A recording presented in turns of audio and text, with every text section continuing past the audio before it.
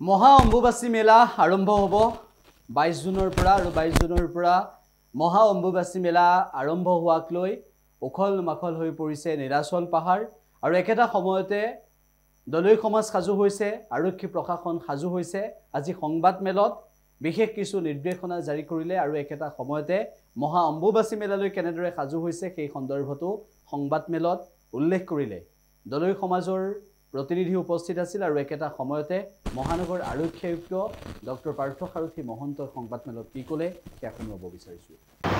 এইবেলি অম্বুবাচী মহাযুগৰ কাৰণে আমি বিশেষ কিছুমান ৰীতি নিয়ম আমি ৰাখিছোঁ।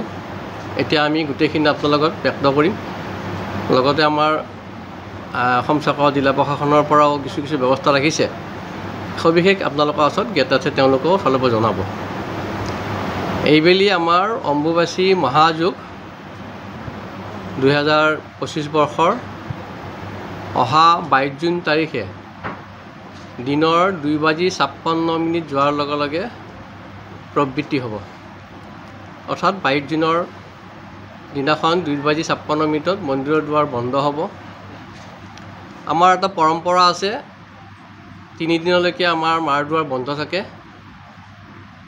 23, 24, 25 3 দিন বন্ধ হ'ব আৰু 26 তাৰিখে ৰাতিপুৱাই আমাৰ যিখিনি নিত্য কৰ্তব্য অৰ্থাৎ দেৱীৰ স্নান পৰ্বৰ পৰা পূজা আদি যিখিনি হ'ব সেইখিনি সমাপন কৰাৰ পাছত আমি তীৰ্থযাত্ৰীৰ কাৰণে দুৱাৰ মুকলি কৰি দিম আৰু সকলোখিনি সৰ্বসাধাৰণ তীৰ্থযাত্ৰীয়ে দিনাখন 26 তাৰিখে মাৰ দুৱাৰ আহি দৰ্শন ব্যৱস্থা গ্ৰহণ কৰিব পাৰিব।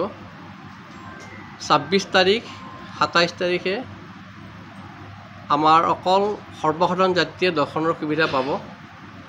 কোনো ধৰণৰ VVIP দৰ্শনৰ ব্যৱস্থা বন্ধ থাকিব।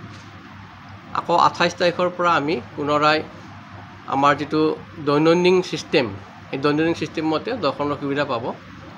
26 আৰু 27 তাৰিখে অকল সৰ্বসাধাৰণ যাত্ৰীয়েহে দৰ্শন ব্যৱস্থা পাব। তাৰোপৰি যেহেতুকে এই অম্বুবাচী মহাযুগ এইবুলি আমি এক সুন্দৰ পৰিৱেশত পৰিচ্ছন্নতাৰ মাজত ধৰ্মীয় ৰীতি নিয়ম আমি পালন কৰাৰ কাৰণে এইবুলি আমি ইতিমধ্যে জনাইছোঁ। এই ক্ষেত্ৰত আমাৰ অসম চৰকাৰ প্ৰশাসনৰ পৰা সহযোগিতা আগবঢ়াইছে।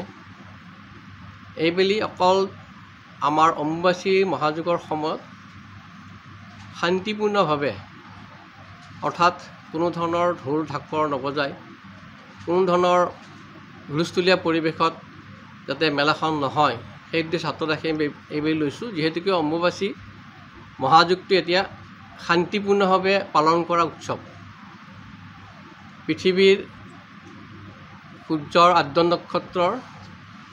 সূৰ্যৰ মিথুন ৰাশিৰ আদ্য নক্ষত্ৰৰ সংযুক্তৰ সময়ত অম্বুবাচীৰ প্ৰবৃত্তি হয় আৰু সেই সময়ছোৱাৰ পৰা 3 দিনলৈকে দেৱী ৰজস্বলা হয় বুলি আমাৰ এটা মান্যতা আছে।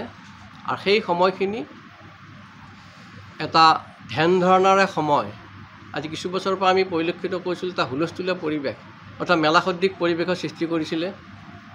সেইটো আমি এইবাৰ আঁতৰাই আমি প্ৰশাসনৰ ফালৰ পৰা অসম চৰকাৰৰ ফালৰ পৰা সহযোগিতা বিচাৰিছোঁ।